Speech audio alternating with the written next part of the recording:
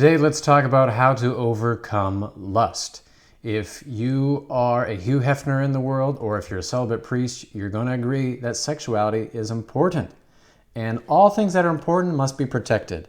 And there might be a difference in what Hugh Hefner and a celibate priest might think about how to protect this, but let's get into this. Father Sean O'Brien here with the Church of St. Pius in Tulsa, and there are 4 walls of this treasure chest that we're using to protect this wonderful gift of sexuality. These will provide limits on what we do, but it will also provide the greatest, most beautiful expression of sexuality that will really change a person's life, giving them hope that they don't have to be trapped in the ways of lust. So the first wall is that sexuality is to be expressed for the good of spouses, for the good of spouses. It's not to be good of me individually, but for the good of spouses together. And therefore, it's not just for pleasure, but it's for union. It's not just for pleasure, it's for union. And so we say rape is wrong, incest is wrong, and sexual abuse is wrong, pornography is wrong. All these things are trying to take away the good of spouses. The second wall addresses this understanding of exclusivity or fidelity. That is just 2 people. It's not a bunch of people. So whenever there's more than 2 people or less than 2 people, then it is wrong. That is not appropriate. Then it opens up sexuality to evils that it should not be exposed to. Adultery would also be a part of this. Orgies would be part of this. Masturbation is a part of this. The third wall of this treasure chest of our sexuality that is being protected here regards the transmission of life. God said to Adam, and again reiterated it to Noah, it's definitely a part of his plan for humanity, to be fruitful and multiply. Go out there and be fruitful and multiply.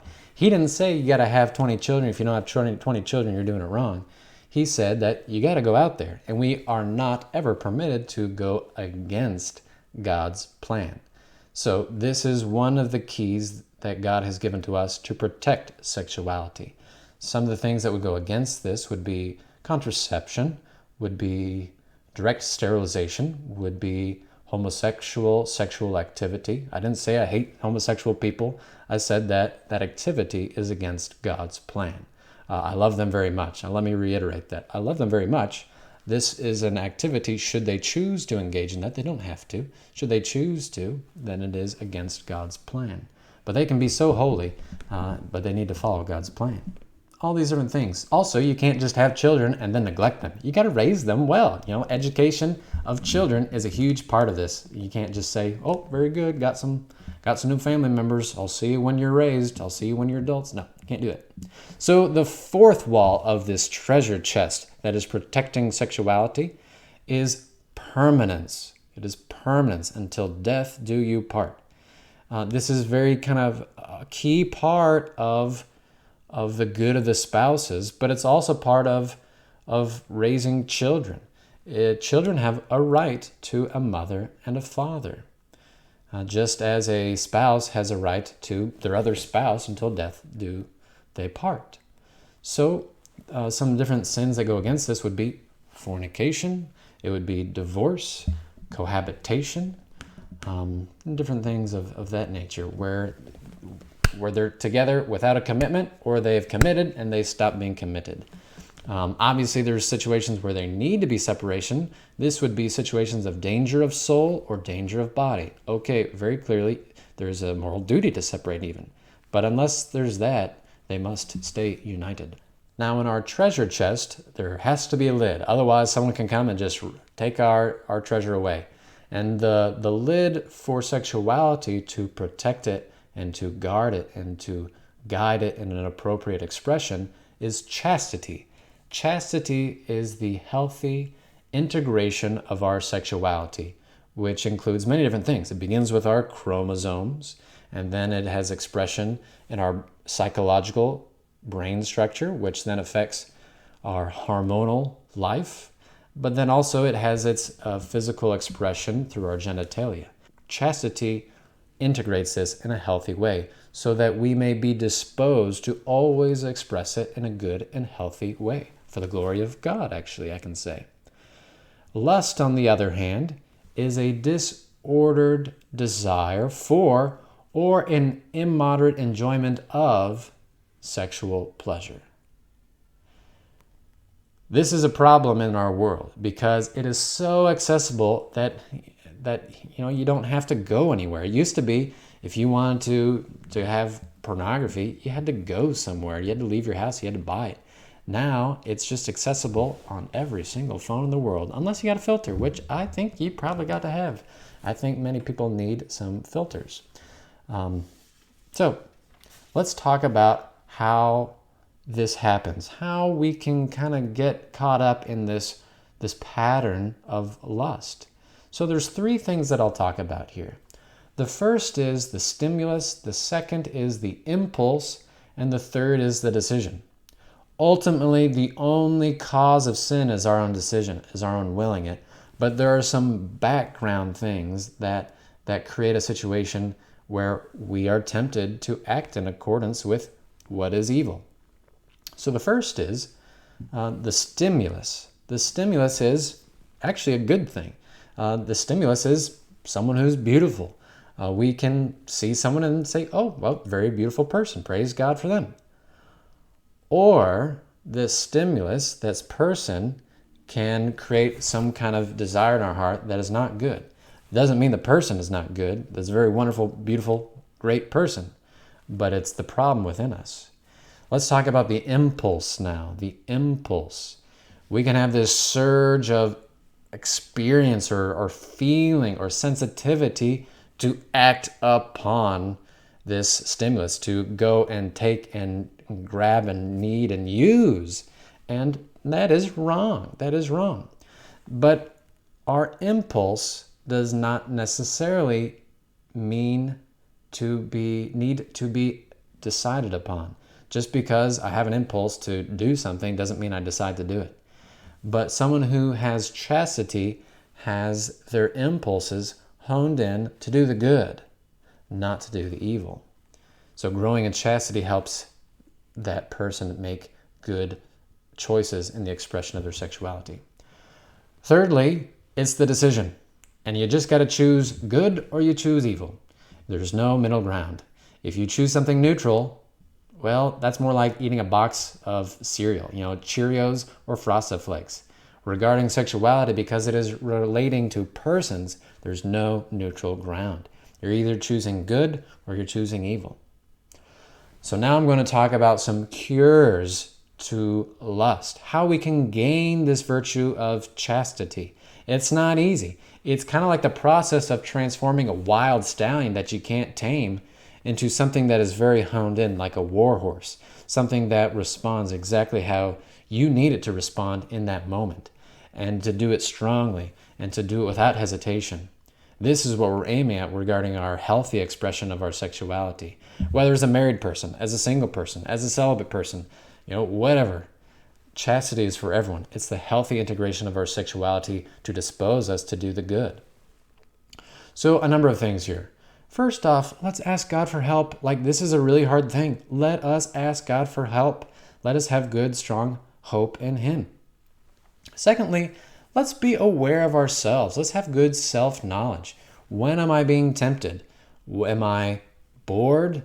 Am I anxious? Am I angry? Whatever it is.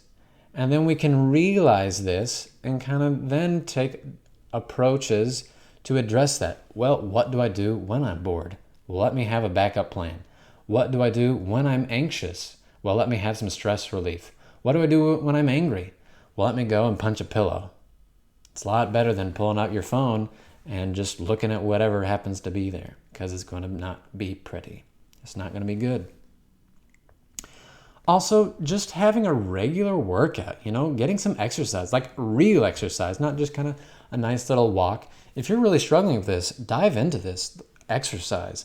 You have energy within you that is good, and it's finding an outlet in what is bad. And what we need to do is find an outlet that is good.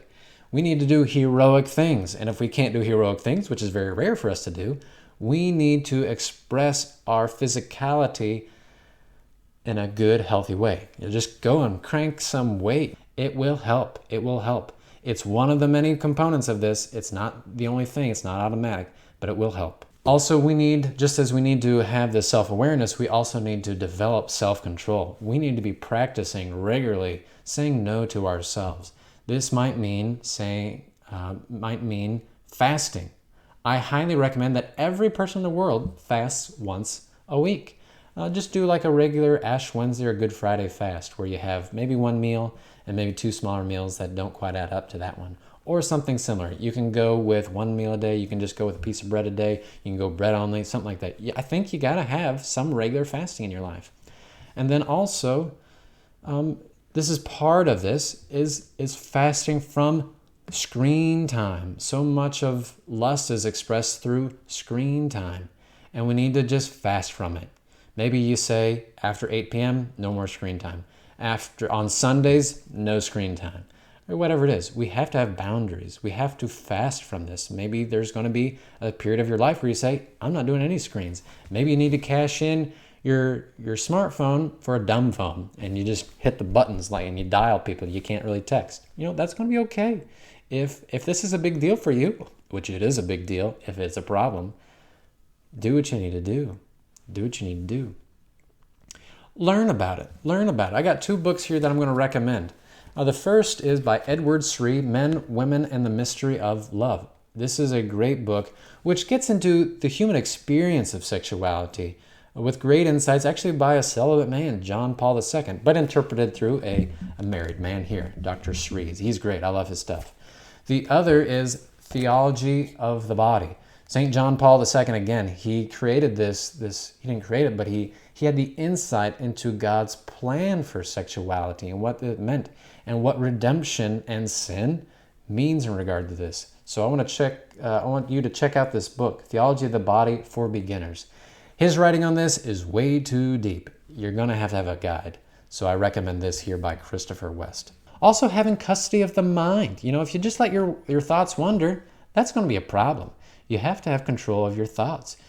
You also have to have control of your eyes. You can't just walk down the street in the summertime and say, oh, wow, look at all the pretty people, and just think that your desires are perfectly ordered, because we're human beings in a fallen world and our desires are not perfectly ordered. We need to look forward. We need to look at people's faces. When we go to the swimming pool, heads up, just keep your heads up. Don't keep them down too much. We have to focus on faces. Faces are going to be very important. We have to have custody of the eyes, just as we have custody of our mind. So a lot of these are factors that are remote, that will help us, that will strengthen us for that moment of temptation, when our impulses are tempting our will to choose to act inappropriately. Now let's address what happens in that moment of temptation. And I got one word for you. Run. Run away from the temptation. There are some temptations that we're going to be able to fight better when we address it directly. This is like sloth. If we're feeling slothful, it's like, oh, I don't really want to do anything. Well, we say, I'm going to do it anyways. But regarding temptations for lust, if we're being tempted, we must run. We are weak. This is a sensation within us that is very difficult to control. And we need to be in the habit of just saying, I ain't going to deal with it. I'm going to have the victory by stepping into the victory's field, not by addressing and engaging in the enemy. No, you can't do that. If you think you can do it, if you're proud and you're just thinking, hey, I can address any temptation that comes my way, I'm going to keep my cell phone by my bedside, you know what? There's not a lot of hope for you. If you want to overcome pornography, let's say that's your problem, and you're going to keep your phone next to your bed after 9 p.m., kiss chastity goodbye. There's no hope. No. We need to use our will to move away from lust towards chastity. And this begins with avoiding the near occasion of sin. And when we realize, oh, wait, I'm tempted here now, we get away. First, we recognize the temptation. Secondly, we pray for God's help, that God help us through the ministering of the angels and of the saints, especially of Mary. Through their intercession, God will help us out. And then we just get away. We need to not address these temptations. We just need to run away. I can't highlight that enough. Do not engage. Do not engage. Just leave that temptation alone and put your mind on something else. Have a go-to activity that you will do when you are tempted. Maybe it's calling a friend. Maybe it's going on a walk. Maybe it's reading a book. Whatever it is, do it. Whatever it is, do it. This is part of your running away from that. If you're also having a hard time with chastity, and it's just like a daily battle, and you realize you kind of feel like you're not winning it, do not be discouraged. Do not give in to despair. God is here to help you, but He will maybe put you on a long path for your deeper healing so that you can come to even a deeper glory in chastity. I don't know exactly God's plan, but it seems very clear that He has the plan for the redemption of our lives through time, not in single moments, and really including our choices and our wills and our just kind of duking it out on a daily basis. Do not give in to despair or discouragement. Go to confession as you need to and receive Holy Communion. It is a medicine for us. It is a true help for us. Go to confession again and again and again and again. Don't go more than once a week. Go once a week when you need it. Have your time where you're like, okay, I gotta go again. Because when we go right afterwards, it becomes part of the cycle of sin, and we can't let that happen. We just have that one time a week. If this is kind of a weekly battle for you, get confessed, be forgiven, receive Holy Communion, and be strengthened and renewed.